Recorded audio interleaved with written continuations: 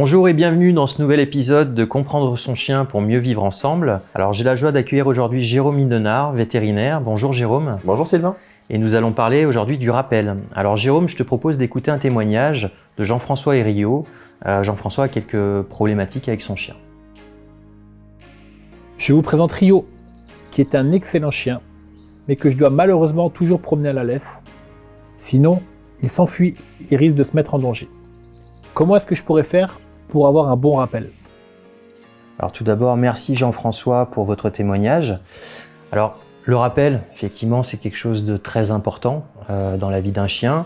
C'est synonyme de liberté, souvent pour lui, puisqu'il peut aller se promener, renifler une piste, explorer le monde qui l'entoure. C'est synonyme aussi de sérénité pour le maître, puisque quand on a l'assurance que la commande rappel est comprise, on peut rappeler à n'importe quel moment son chien, donc on est serein quand on le lâche sans la laisse. Et c'est également synonyme de plaisir partagé, puisque on le sait, la promenade c'est un élément quand même qui est central dans l'éducation d'un chien, et c'est important que les deux parties prennent du plaisir lors de ce moment-là. Tout à fait. Dans l'idéal, ce serait bien de pouvoir laisser le chien en liberté et vaquer à ses occupations, mais il faut pouvoir lui faire confiance. Donc ça se fait en plusieurs étapes, par l'éducation et tous les jours répéter des ordres simples pour vraiment acquérir son attention et pouvoir lui faire confiance quand on le lâche. Ouais, surtout qu'il faut le rappeler, dans l'espace public, c'est important d'avoir le contrôle de son chien pour sa sécurité, celle d'autrui. Donc c'est très important d'acquérir cet ordre-là, quoi. Donc le rappel doit être vraiment appris le plus tôt possible, si possible à l'acquisition du chiot, en sachant que si c'est commencé plus tard, ce sera peut-être un peu plus long à mettre en place.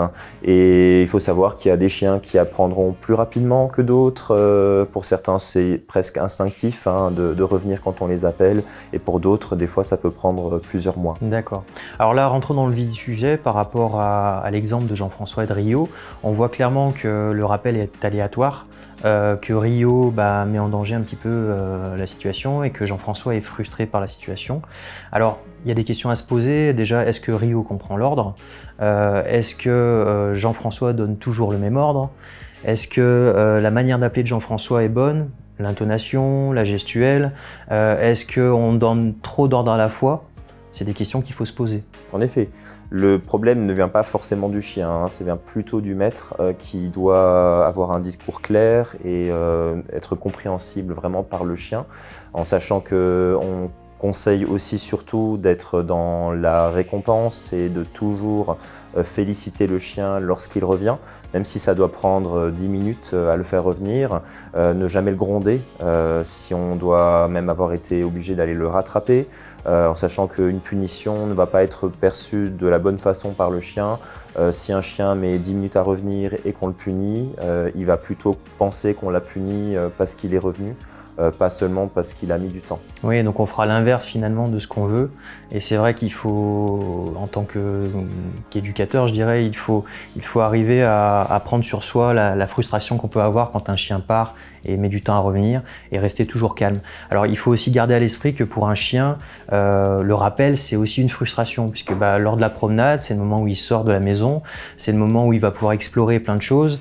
Si on prend l'exemple d'un chien, par exemple d'un terrier, qui va explorer la piste d'un animal sauvage, il va être dans sa bulle très rapidement, on va arriver en voulant le rappeler, et là on va le frustrer. Donc même un chien qui connaît la commande rappel, peut-être va rentrer dans sa bulle à un moment donné et aura du mal à répondre. Donc ça veut dire que c'est un exercice qu'il faut vraiment répéter régulièrement, et je dirais que c'est quelque chose qui doit accompagner le chien durant toute sa vie lors des promenades. Tous les jours, même plusieurs fois par jour, il faut mettre en pratique cet exercice-là. Oui. Comme tu le disais, Jérôme, bien souvent, l'incompréhension du chien par rapport à la commande rappel est due au maître, qui n'utilise pas forcément les bons termes.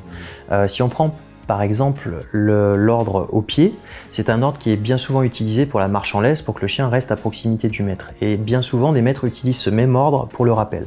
Donc pour le rappel, ce qu'on peut conseiller, c'est d'utiliser un ordre distinct de l'ordre au pied, comme viens, reviens, afin que le chien comprenne exactement ce qu'on veut de lui au moment où on dispense l'ordre. Donc c'est en effet un problème si on utilise le même mot pour deux ordres différents. Si on veut dire le même mot pour un chien qui va rester à côté de soi que pour lui dire de revenir alors qu'il est intéressé par quelque chose, il y a certains chiens qui ne vont pas comprendre, et il y a une chance sur deux pour qu'ils ne reviennent pas quand on l'appelle.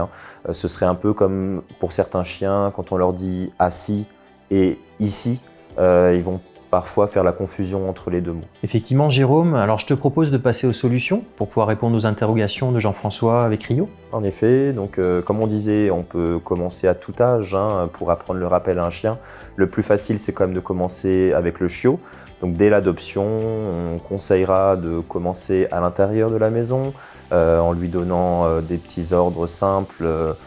Par exemple, on est dans une autre pièce, on peut lui dire de revenir, on peut lui donner à manger et le faire revenir à ce moment-là en utilisant le terme qu'on souhaite justement utiliser par la suite. Donc pour Rio, on pourrait lui dire « Rio, viens » et lui mettre éventuellement sa gamelle à ce moment-là. D'accord. Jérôme, tu parles de repas. On le sait, pour le chien, la friandise, la nourriture, c'est quelque chose de central. C'est un bon moyen en fait d'éduquer le chien grâce à la friandise. Alors nous, chez PetSafe, on a un produit qui s'appelle le Teach and Treat, qui est juste à côté de moi, qui est un produit central dans l'éducation du chien, qui est intéressant dans la mesure où on va pouvoir dispenser une friandise à distance. Donc pour l'éducation au rappel, c'est bien parce que le chien va très rapidement faire l'association entre la récompense et l'action positive qu'on lui demande de faire. On va pouvoir également travailler à distance puisque le distributeur, on va pouvoir le mettre là où on le souhaite et avec la télécommande actionner la distribution de friandises. On va pouvoir également travailler avec une cible, la cible rouge qui est juste à côté, pour pouvoir montrer au chien les endroits où est-ce qu'il peut aller, etc. Donc c'est vraiment quelque chose qu'on préconise pour le rappel, mais pour toute l'éducation du chien en général. Donc en effet, le Teach and Treat est un outil très intéressant pour l'apprentissage du rappel à l'intérieur. Une fois qu'on a acquis le rappel, on conseille de commencer à l'extérieur, plutôt dans un espace clôturé.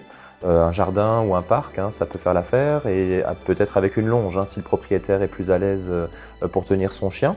On conseille d'être toujours positif avec son chien et d'associer le rappel avec l'ordre et également une gestuelle. Donc ça peut être un geste assez visible pour que si le chien est loin, qu'il y a du bruit éventuellement, qu'il entend mal, ou éventuellement taper sur les genoux, ça peut également aider. On conseillera de ne pas l'attacher à chaque fois qu'on lui dit de revenir. Bien sûr, de temps en temps, il faut l'attacher, mais si on l'attache à chaque fois, il va imaginer que c'est une punition d'être revenu et il ne pourra plus explorer. On peut même faire des faux rappels, parfois lui dire de revenir, juste lui faire une petite caresse et le laisser repartir. Ils comprennent que le rappel, c'est pas forcément synonyme de la fin de la balade. Tout à fait. Alors Jérôme, l'espace non clôturé, c'est l'extérieur, c'est la réalité, c'est là où on va voir si le travail qu'on a fait avec le chien à l'intérieur et dans l'espace clôturé prend son sens. C'est là aussi où le chien va être distrait par tous les éléments extérieurs, il va vouloir explorer le monde et c'est là où on a besoin de capter toute son attention. On le sait, certains chiens ont tendance à rentrer dans leur bulle beaucoup plus facilement que d'autres et c'est là où PetSafe peut intervenir avec des systèmes d'aide à l'éducation. Nous, ça fait plus de 30 ans qu'on les propose à nos clients. C'est des systèmes qui ont été élaborés avec des experts animaliers, qui sont vraiment élaborés en prenant en considération le besoin des utilisateurs, mais aussi le besoin des chiens. Grâce à ces systèmes, on va pouvoir attirer l'attention du chien qui est dans sa bulle grâce à du son, grâce à de la vibration, grâce à du spray ou une légère stimulation. Ce sont des produits qui respectent le bien-être animal. C'est très important de noter que l'utilisation des systèmes d'éducation doit se faire une fois que les commandes apprises au chien sont acquises et que ça doit faire partie intégrante du processus d'éducation. Oui, en effet, c'est un outil qui ne doit pas être utilisé tout seul, mais en complémentarité avec l'éducation et tous les conseils qu'on a déjà donnés. Effectivement, et c'est pour ça que nous conseillons d'être accompagnés par des vétos tels que toi, d'être accompagnés par des éducateurs, des comportementalistes, de demander conseil en magasin, en animalerie, par des experts animaliers. C'est très important pour nous. On a également notre site web qui permet d'avoir accès à une mine d'informations autour de l'utilisation de nos produits. C'est rassurant de voir qu'une marque accompagne ses utilisateurs. Je pense qu'on a abordé toutes les clés pour aider les internautes à éduquer leurs chiens au rappel. J'espère en tout cas qu'on a répondu aux questions de Jean-François et des internautes. Merci à toi Jérôme pour tes précieux conseils. Merci Sylvain. Et à bientôt pour un nouvel épisode de Comprendre son chien pour mieux vivre ensemble.